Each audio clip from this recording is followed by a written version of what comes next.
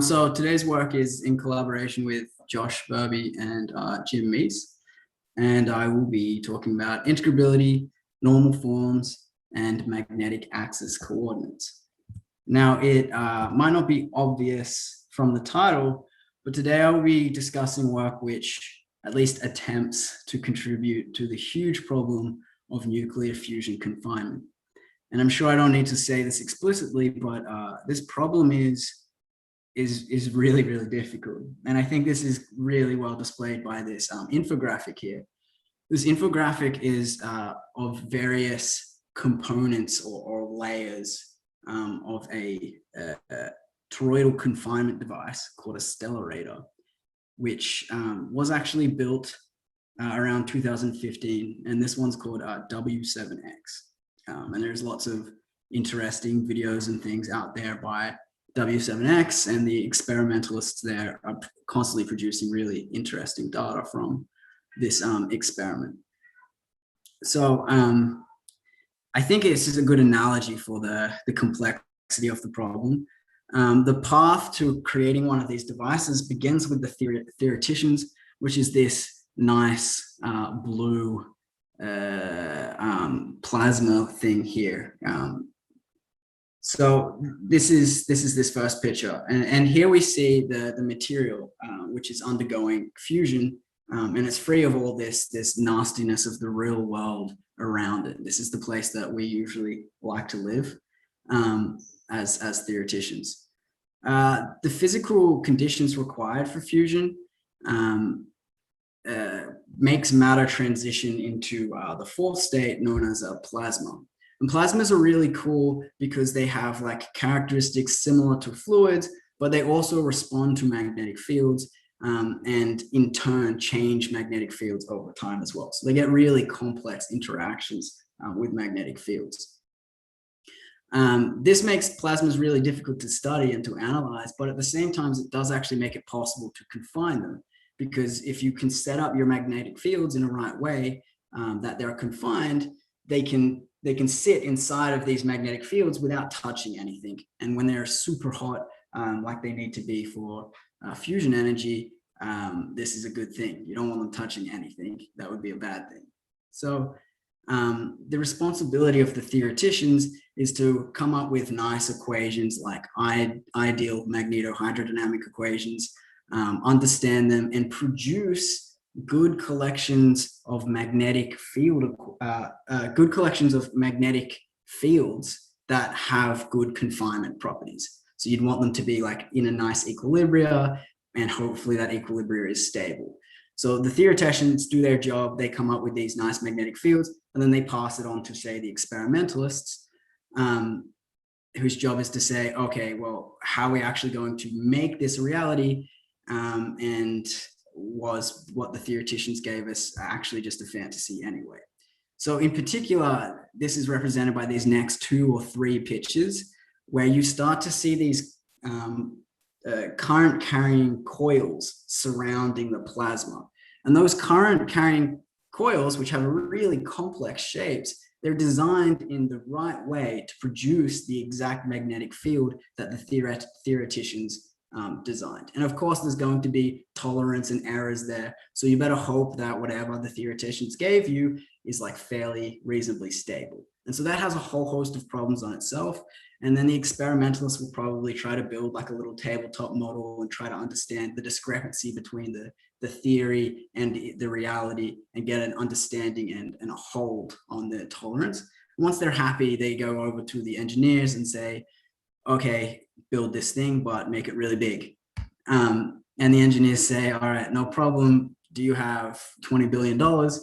And if not, well, we'll try to build it anyway. And I have absolutely no understanding of that next procedure, what materials are involved, how to keep the thing from falling apart.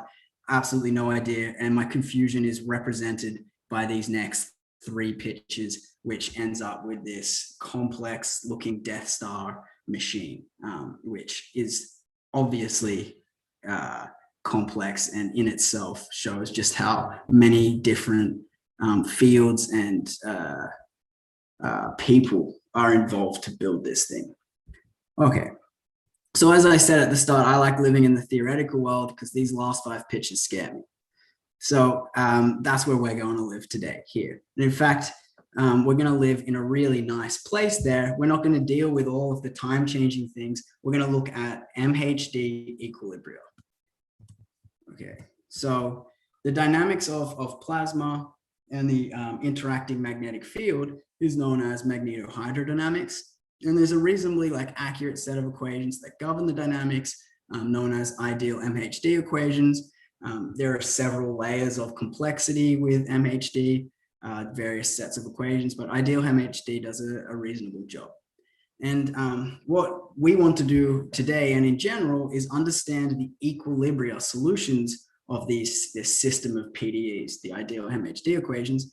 Those equilibria solutions are what we're aiming for in fusion. We want it so that the magnetic field isn't really moving and the plasma isn't going to come out and away from that thing. Everything's in a nice equilibrium. And so that's what we're studying today, MHD equilibria. And today's talk is kind of split into 3 parts. The first part, I will review what is known about MHD equilibria, specifically these magnetic fields lines, what's their topology. We'll also look at integrability of these systems. And as is always important in dynamics, we'll look at getting really nice coordinates. And as we review what is known, I will point out some of the issues or overlooked parts, regions of the phase space that haven't been given coordinates, for instance. And then once that's all well and understood, I'll move on to the contribution of Josh Burby, Jim Meese, and myself, which is this new perspective on MHD equilibria, that they are integrable presymplectic systems. So things will get a little bit abstract, a little bit odd when we do that, but it will all be worth it because at the end, I will address some of those problems that the traditional view hasn't dealt with yet, and we'll enjoy some fruits of this labor. All right. If you have any questions at any stage, feel free to interject. I won't be looking at little hand symbols or anything, so just speak up and I'll be happy to try to answer your question. All right, so the first part, what is known? So here are the equations for MHD equilibria. We're considering what I'll call a magnetic field B in R3, or more specifically, we want to look at a solid torus because we want everything to be nice and confined. This magnetic field will be in MHD equilibria, or will be an MHS magnetic field if it satisfies the 3 following equations. The first is the divergence of that field is 0. So the vector field is volume preserving, and this comes from the incompressibility assumptions. The next is that there is this vector J, which is the current vector, and it satisfies J cross B equals grad P, where P here is known as the magnetic pressure. And that comes out of Euler's E equation, which usually has, of course, partial time derivatives, but we've set them all to be 0 so we can deal with equilibrium equations. And this last one is Ampere's law, which says that that vector, current vector J, is actually the curl of B. And there are 3 equations. So a magnetic vector field that satisfies these 3 equations will be in MHD equilibrium. Now, as an immediate consequence of those 3 equations, we have the following. The first is, if I take the dot product of both sides of Ampere's law here, I will get that J itself is volume preserving. That's useful. Also, if I take the second equation here and I say take the dot product of both sides, then the left-hand side should be 0. So the dot product with B, sorry. Then the left-hand side will be 0, and on the right-hand side, I'll get B dot grad P. Similar with J, I'll get 0 on the left-hand side and J dot grad P. And so we have B dot grad P equals J dot grad P, which is all 0. And what that says is that the level sets of the pressure, so-called iso pressure surfaces, are constant under the vector field B and under the vector field J. And as a consequence of this fact, plus the fact that they're both volume preserving, you get that B and J actually commute. So this is the Lie bracket here, Bj equal to 0. Cool. All right, so they're the kind of assumptions that are put on B that it satisfies this equation. These are the consequences we get from that.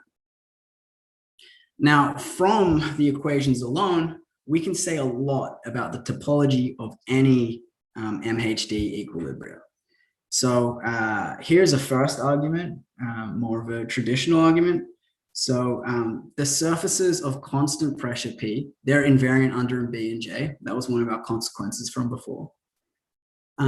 If we assume that we have compact level sets of P, and we want to assume that because we want everything to be confined, then what we have is a non-vanishing vector field B constrained to a compact, say, two-dimensional surface, right? These constant level sets of P. And by the Poincare index theorem, or by Harry-Ball theorem, then you arrive at that those surfaces must be tori. These constant pressure surfaces are tori. And that's provided that you have grad P not equal to 0, so that you're at a regular surface. Otherwise, you could have a line. And that's this idea of the topology is depicted in this little picture I made. So here you can see these various tori, these constant pressure surfaces in blue, orange, green, these little curves around it. I just have some of the field lines that would wrap around. But in the middle of this torus, these concentric tori would be a periodic field line that's obviously closed, and that's at the center of this thing. And this is what physicists call a magnetic axis. It's the center of the plasma.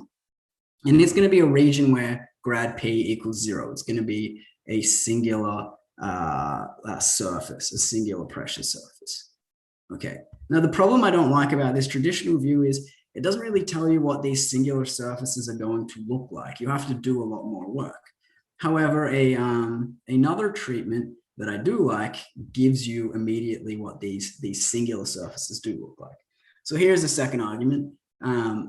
The triple B, J, and P forms a Liouville integrable system. Okay, so to be a Liouville integrable system, you need to have, in 3D, you need to have, say, two vector fields that commute and a function P for which both B and J are invariant too. And then you get what's called a Liouville integrable system. And if you have something like this, you're really happy because there is so much beautiful mathematics you can use to instantly tell you what these things look like. In particular, there is this Arnold-Liouville theorem, which guarantees that most of your space is foliated by invariant tori, which was this Poincare index theorem argument I gave before as well.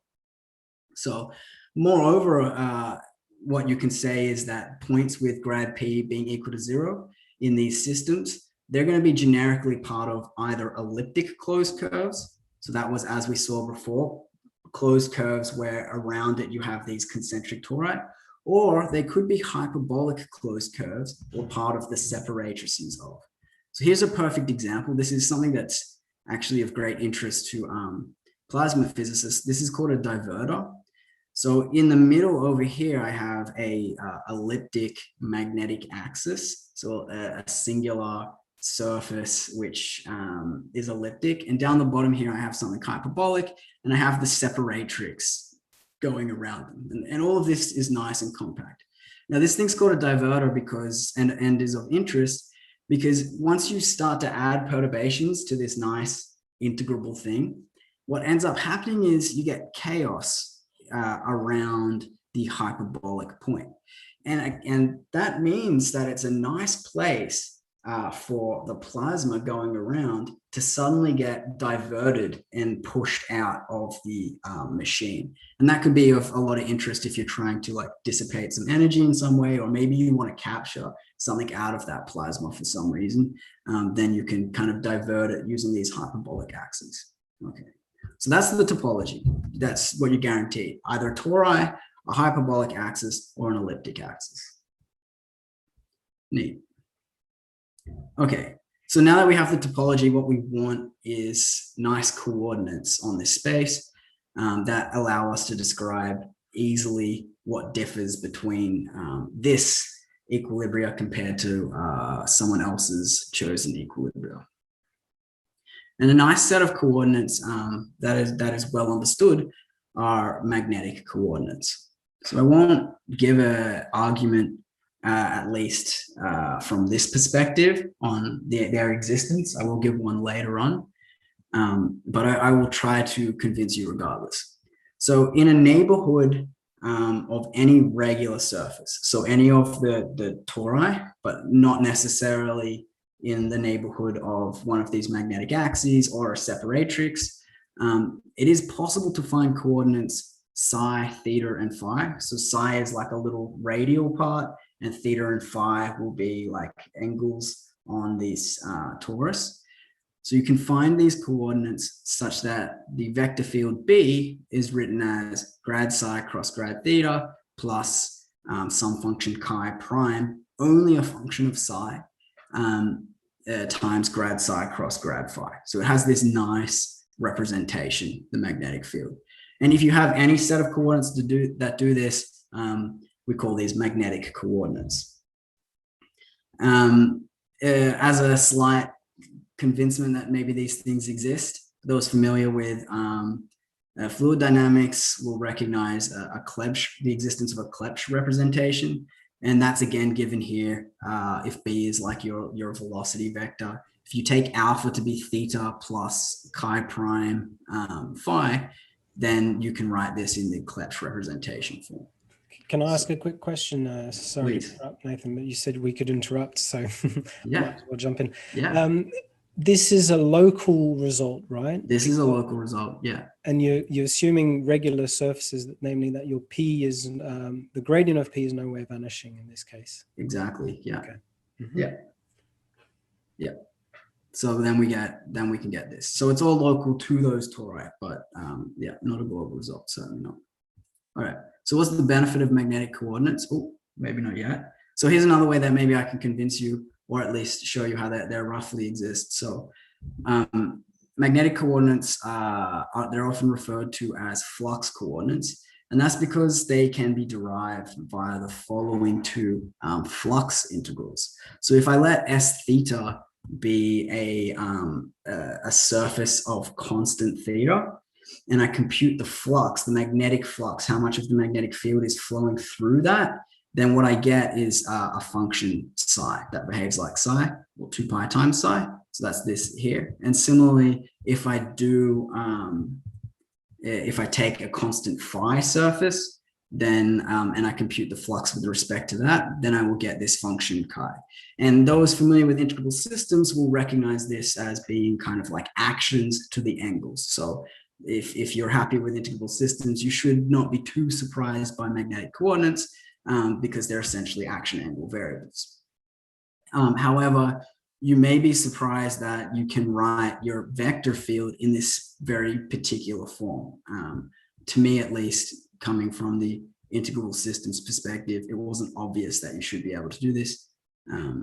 So I'm not sure if it is to you, but okay, so that's one way of getting these magnetic coordinates. I'll also admit I didn't check whether psi and chi actually match up to the right flux. Psi might have accidentally had to be the phi equals constant one. Just in case you're future viewing this and you're very disturbed by this, I didn't double check this. All right, so here are some benefits of magnetic coordinates. First are the magnetic field lines. They're straight in magnetic coordinates.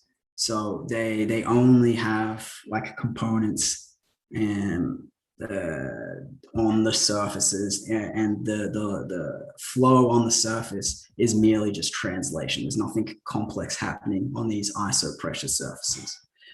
Furthermore, the pressure is a function of psi in these coordinates, and that's really useful. And that can kind of be seen by if you take B dot grad psi, you'll get 0 here. So you can see psi is invariant, and P also being an invariant then must be a function of psi, or at least that's a loose argument for it.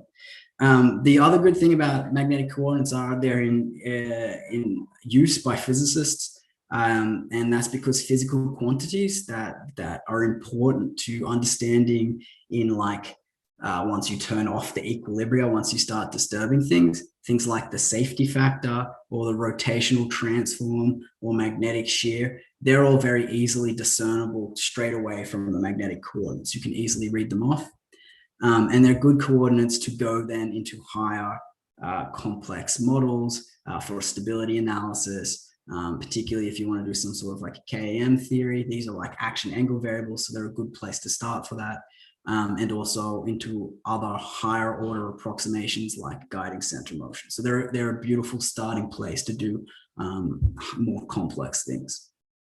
Okay, so what are some of their problems or what's been overlooked? Well, recently there's this new resurgence in studies of phenomena occurring near these magnetic axes, near the center of the plasma.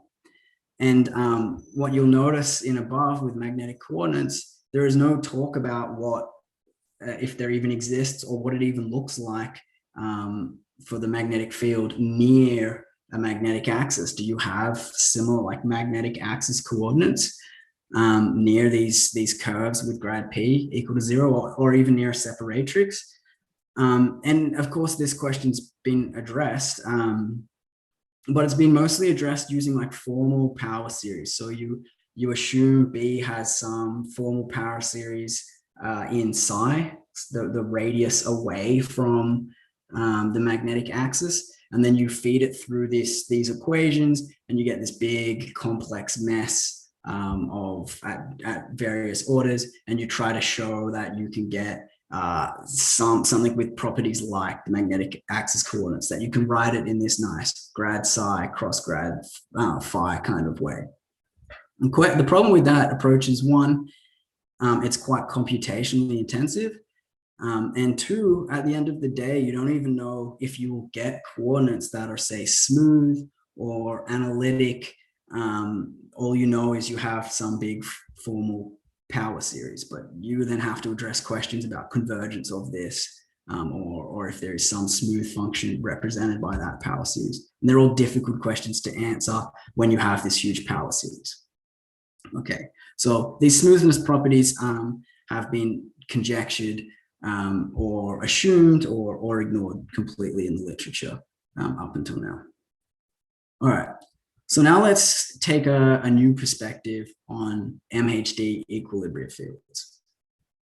And the way we're going to get to our new perspective is via what's being called the flux form. So there is a key differential form, a two form, which is associated to magnetic fields.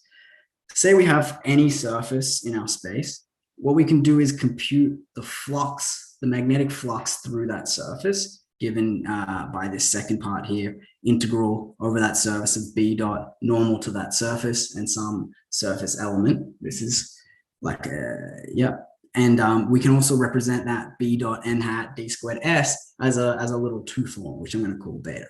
Now that's coordinate dependent. I need to be able to compute this. I need to have coordinates to be able to write the normal down and things like this. There is another way of writing down the flux, provided you have some concept of volume, which of course in Euclidean space you would.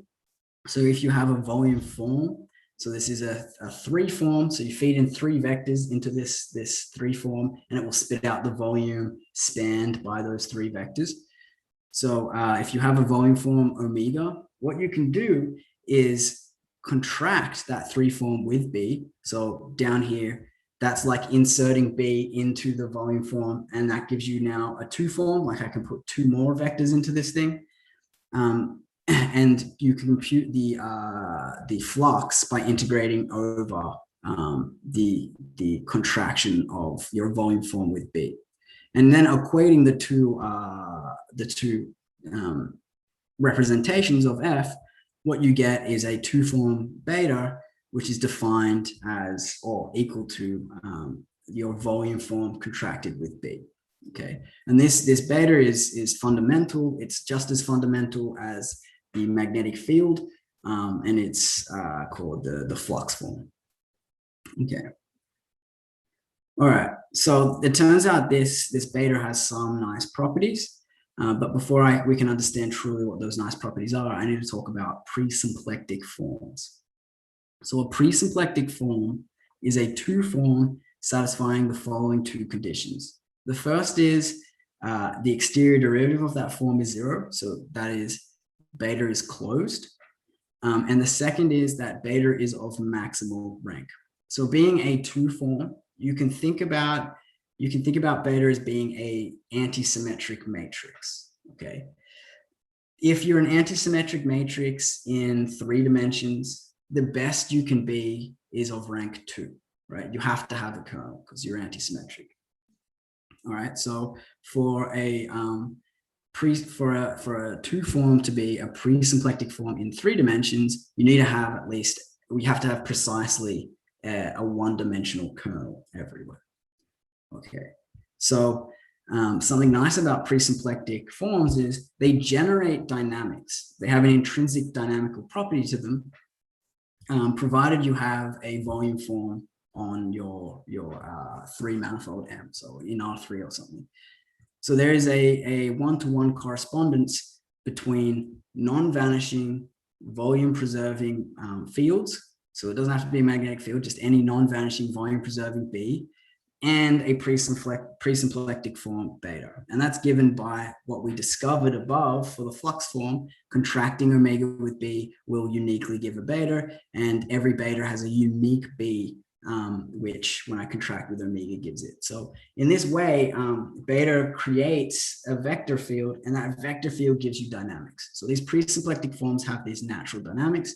This B that's associated to it sometimes is called a characteristic vector field. Sometimes if you move more towards like the contact geometry, co-symplectic geometry world, it's called the Reeb vector field, or a Reeb-like vector field.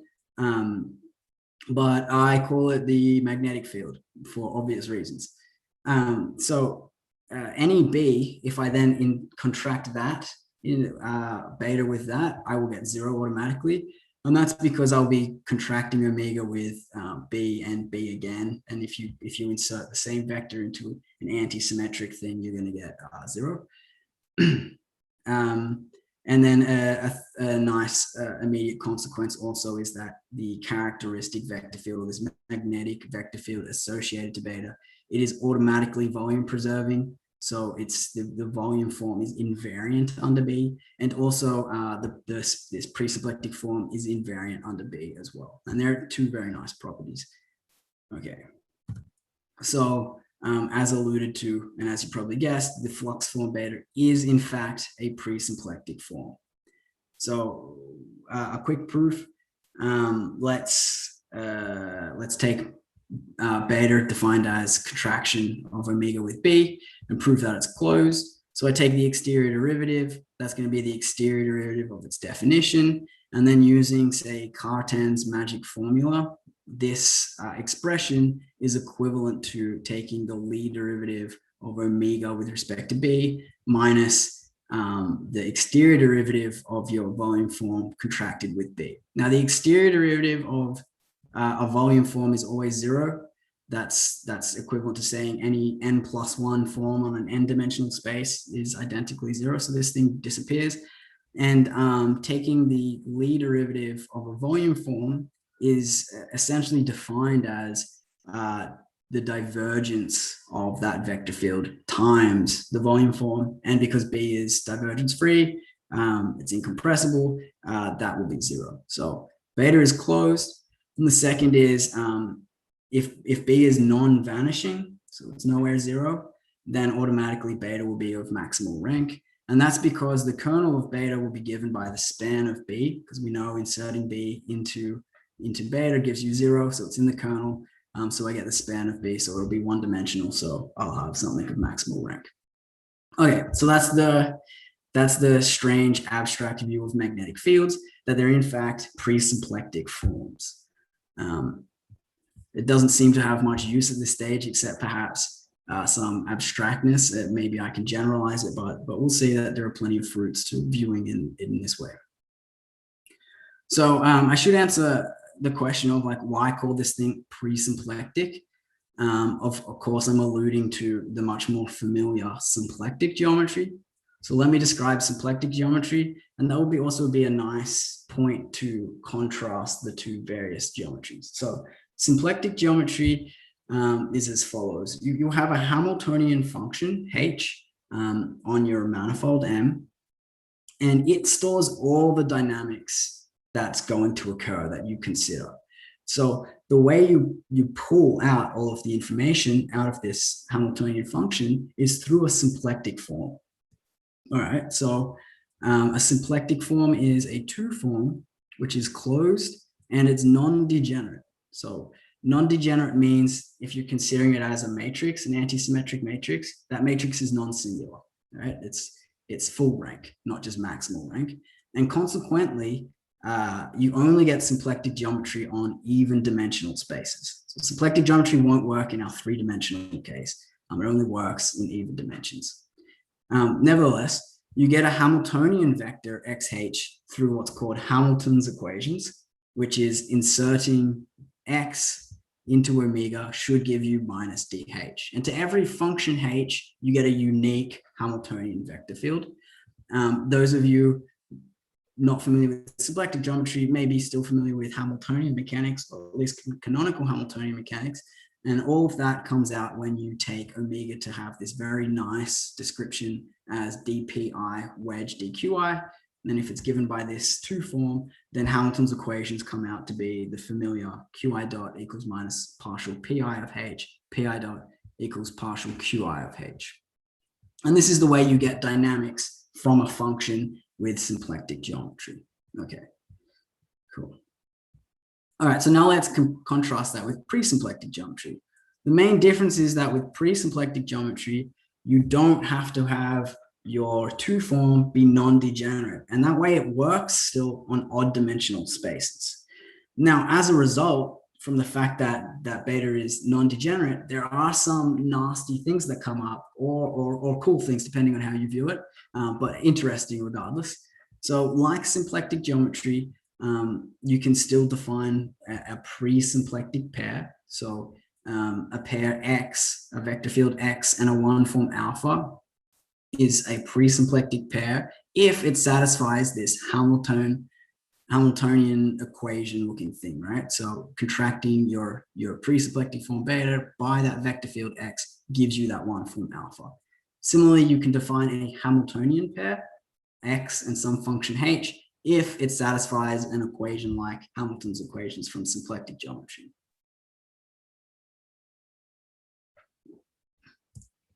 Now, just like symplectic geometry, any Hamiltonian vector field will preserve the Hamiltonian, okay? Sorry. And it will also preserve the presymplectic form beta. Okay, so that's all similar to symplectic geometry. However, unlike symplectic geometry, not every function will actually generate a Hamiltonian function. In fact, you can prove that a function will generate a Hamiltonian function, like it will actually be able to satisfy this equation if and only if your characteristic vector field B conserves H itself. So for instance, if you had H being your pressure surfaces. Okay. The second point is that not all Hamiltonian vector fields, if they do exist, are volume preserving, which is also something very nice about symplectic geometry, but it's not true here. In fact, you can show if your Hamiltonian vector field X is volume preserving, then it must commute with B, and that's an if and only if statement. Okay, and lastly, and that's essentially because of this last point, which is that any X, if it does exist, is not unique. And that's because I can add any amount of B onto that vector field and still satisfy this equation. Say I have this equation already satisfied, this Hamiltonian equation. I can add any function plus B onto my X, and because B is part of the kernel of beta, it just disappears. So I can create this entire family of vector fields which satisfy this equation. X is, however, unique up to the kernel of beta. So you can still get a somewhat description of uniqueness in that sense. All right, that's a very short crash course on presymplectic geometry. Let's return back to MHD Equilibria and try to see how we can use this new view. So from the MHD Equilibria equations, particularly this J cross B equals grad P, if you translate that into this flux form language, this differential form language, this says contracting beta with J equals minus dP. And that is, as described above, essentially saying that J and P form a Hamiltonian pair of beta. So all of this theory is coming together for these MHD equilibria. In immediate consequence, because J is volume preserving, as we showed before, this will tell you that B and J commutes. Okay. Secondly, B and J are immediately tangent to P surfaces because of the same properties before from presymplectic geometry. Of course, this is already well known. There are also one-line proofs above. Nothing interesting has appeared here. But it does all fit in nicely, this new view, which is important. Secondly, these MHD equilibria are actually integrable presymplectic systems. So a presymplectic system is integrable if there exists a Hamiltonian pair JP with a J volume preserving. And that certainly happens with MHD equilibria. And so we can say that these things are integrable presymplectic systems. However, this is not a complete correspondence as maybe you would like. So like maybe you would like to say that all integrable presymplectic systems are MHD in equilibria and vice versa, but it's not true. The correspondence is only one way. And there is this open question, which is that, is there a correspondence then between, say, volume preserving vector fields B with a symmetry J, or maybe some conserved quantity P, and integrable presymplectic systems? I know that this is true locally, but I'm not sure if it's true globally. I think it's an interesting question. And it would have some interesting implications for MHD equilibria as well, particularly about what assumptions you can make. And some of those assumptions are already out there. So it'd be an interesting question to try to answer. Do you mind if I just quickly interrupt again? So Please. You're saying that MHD equilibria are a subset of integrable presymplectic systems, right? Yeah, that's what I'm saying. And the reason is because it's very hard for J to actually be the curl of B. Yeah, that's a very particular choice. Not all, you can have other J that don't satisfy this. Yeah. Okay, fair enough. Yeah. But that's also a benefit, right? Because now all the theory that I'll show, it works more generally. So it works for MHD equilibria, but what I'll also show is you get magnetic coordinates provided you have a volume preserving vector field and like a conserved quantity. That's all you require. And then you still get magnetic coordinates near a regular surface and what I'll show as magnetic axis coordinates as well. They all come out for this bigger, larger class of things. The question is whether the MHD equilibrium subset is actually not empty. Yeah, that is a question. Yeah. Yeah. Cool. So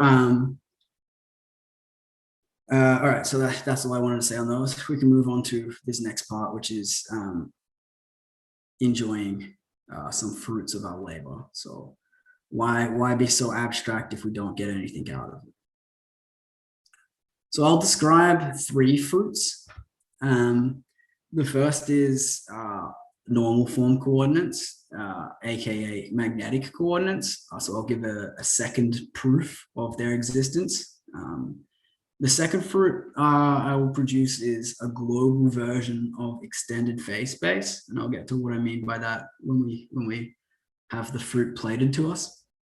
And the third fruit will be normal form coordinates near magnetic axes, so near elliptic magnetic axis or a hyperbolic magnetic axis. So we're calling these magnetic axis coordinates. There are more delicious fruits available in this preprint, which has the same title as this talk: Integrability, normal forms, and magnetic axis coordinates. Cool. So the first fruit, normal form coordinates. So provided we're near a regular surface, so grad P not equal to 0, then for integrable systems, and in fact for presymplectic systems, integrable presymplectic systems, you have an Arnold, Louisville, and I also tacked on here, Meunier theorem. So the theorem goes as follows. It says, suppose M is a compact 3-manifold, and assume that beta, J, and P are an integrable, or is an integrable presymplectic system with some Hamiltonian P. Then for any regular surface lambda of P, 1, lambda is diffeomorphic to T2, something that we already know. And 2, there is a neighborhood of that torus, and smooth. In fact, you can also show analytic coordinates, psi, which is like a little radial kind of variable, and 2 angles θ1 and θ2, such that beta can be written in this way: d psi wedge d θ1 plus some function chi d chi, which is only a function of psi wedge d θ2, and also that your pressure is a function only of psi. So those of you familiar with like integrable systems in the symplectic setting will see this as like psi and theta being these like action angle variables. Because we're in 3 dimensions, one of those action variables depends on the other one, essentially. If you translate that back to like vector calculus, you immediately read out these wedge products become like cross products, the D's become like the grad of the thing, and you get your magnetic coordinates immediately from that, okay? And again, I want to stress that none of this relies on having the magnetohydro-dynamic equations specifically. Like you don't need to have J being the curl of B. This will work provided you have any volume preserving vector field with a conserved quantity or asymmetry. Okay. So how is that different from Darboux theorem? That's a good question. So Darboux theorem is local in that it won't give you a result in the entire neighborhood of a circle or in the entire neighborhood of a torus. It will only give you a result in like a ball around a point. So you're saying that the T2 component, it gives you a result on the inflated torus. Yeah, exactly. Mm-hmm. Yeah. Darboux theorem is nice because it works even when you don't have integrability. It's essentially equivalent to like the Clebsch representation I showed before. So it's nice. It still gives you a representation, but it's even more local than this. This is at least in a little fattening neighborhood of your torus. Yep. Yeah. Very good question. Okay. So for me, this was nice to see. It tied together my view of integrability with these magnetic axis coordinates. Okay, the second fruit, this idea of a global extended phase space. So a really useful trick for non-autonomous Hamiltonian systems is to move into what's called extended phase space. So you have a system which is Hamiltonian in like Q and P, but also depends on T, your time variable.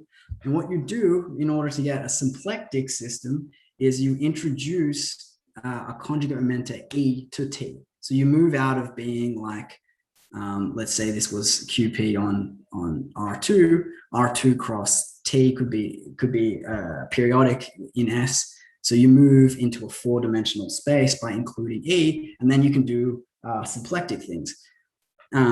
So you get a new Hamiltonian, which is H minus this new conjugate mementa E.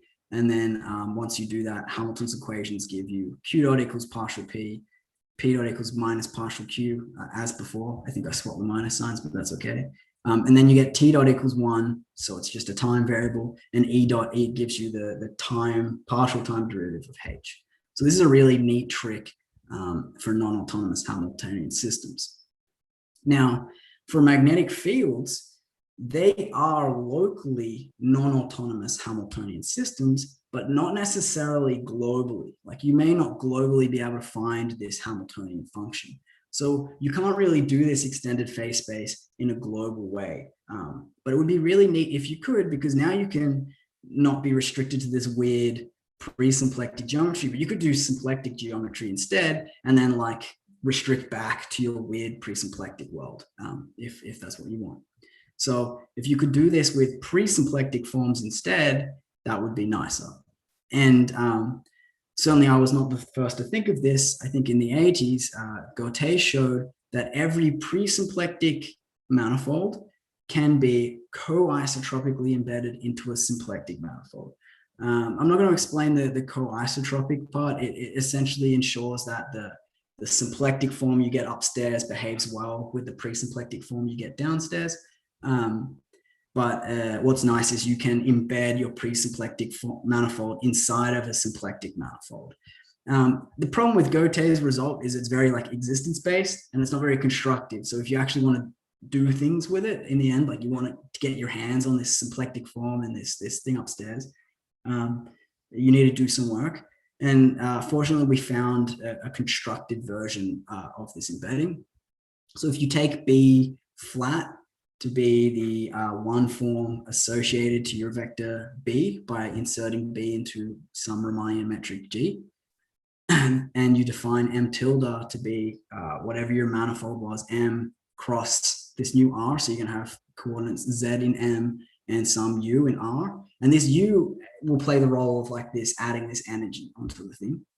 Then what you actually get is M tilde and omega is a symplectic manifold, symplectic system, with omega being defined as your presymplectic form beta plus the exterior derivative of U and B flat. So this thing you can prove is a symplectic form, and together you get a symplectic manifold, and that M sits inside your original presymplectic, sits inside this space in a nice way, in a co-isotropic way. So interestingly, yeah. This is the guiding center. Yeah. That's a very good observation. Yeah. So I haven't explored that relationship yet, but I was discussing this with Josh Burby, and I'm not sure if this was by accident or whether we were influenced by the knowledge that the guiding center was already there. Like we already had that sitting in the back of our head, and that's why we guessed this form essentially.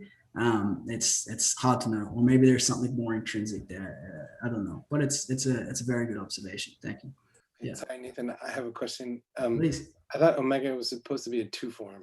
Yeah, so this beta should technically have like a little tilde above it, and it's like the pull back under your projection. Okay. So yeah, it's just also like this other part looks like it's a one form D U. I mean, U is the coordinates and B sharp is a function. B flat is a one form, so I'm taking the exterior derivative of one form. Oh, I see. Okay. Yeah. Okay. Thanks. Yeah. Good question. All right.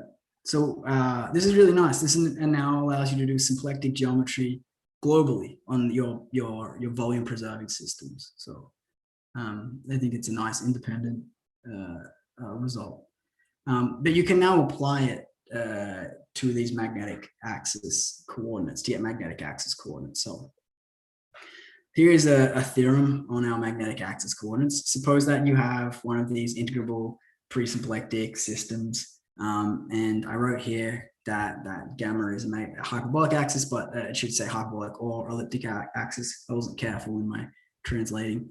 Then what you can show is there are coordinates x, y, and phi, and think about it as x, y equal to 0, giving you your axis. So x and y describe like coordinates normal to it, and phi gives you a coordinate along your axis.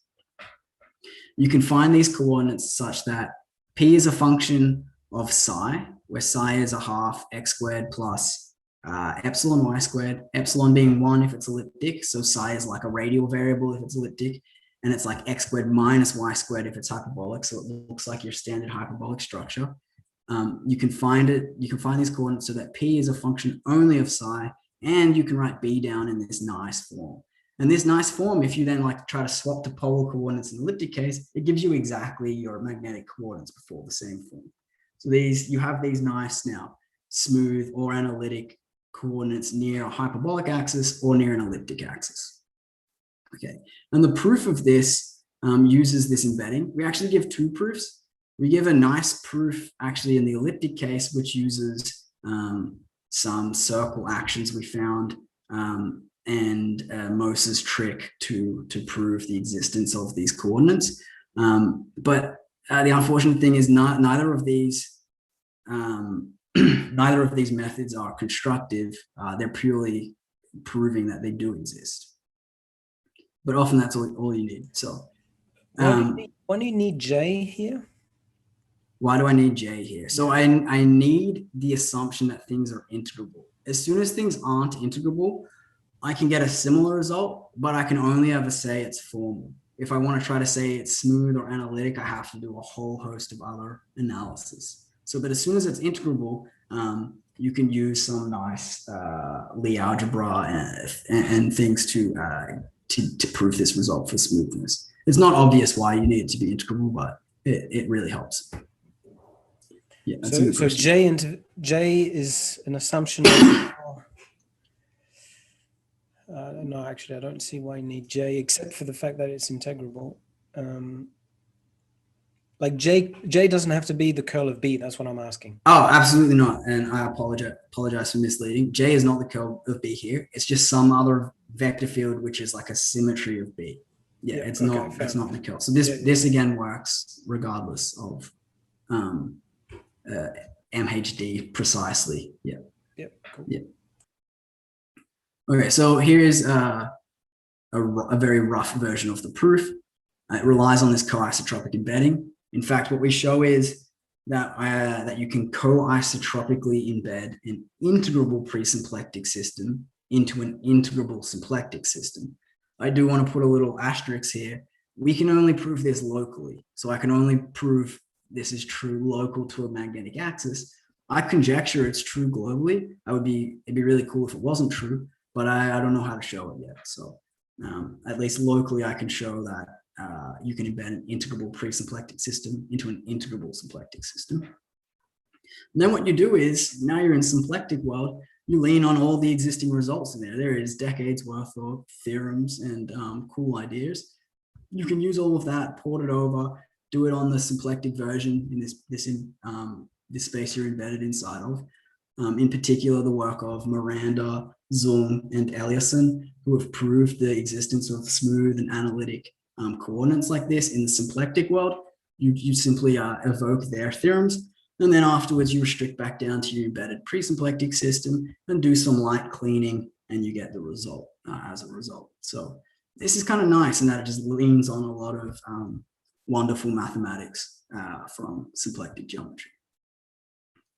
Cool. So that's all I had time to share for. There are some other interesting things in that paper, particularly of those interested in magnetic fields on Hamada coordinates and Boozer coordinates. We prove existence of those as well. So if you're interested in that, you should have a look. Here are some future ideas I've had. Those familiar with integrable systems will know that these normal forms always have associated to them volume preserving circle actions or T1 symmetries, at least locally. But we haven't really explored what happens with presymplectic systems. I again think it's true, but I haven't really looked into it. And it's also an interesting question for the physicists, whether or not you can do this globally, whether you can get these circle actions globally. This has ties to a very what's the word? Useful idea of quasi-symmetry that people are studying at the moment. So answering this question would be fun. The theory can be applied to vacuum or Beltrami fields in general. These actually give a slightly different geometry called co-symplectic geometry or contact geometry. I haven't explored what fruits lie here, but that could be interesting. And then there's of course, the question I posed, can you embed an integrable presymplectic system globally into an integrable symplectic system? That again would have interesting consequences. And another one, which I think, which might be doable, but someone may actually have a very quick answer that it's not, particularly coming from the symplectic world. I haven't thought about this, but can you get coordinates like this in an entire neighborhood of a separatrix? That again would be very useful. An answer either way. And that's it. So thank you all.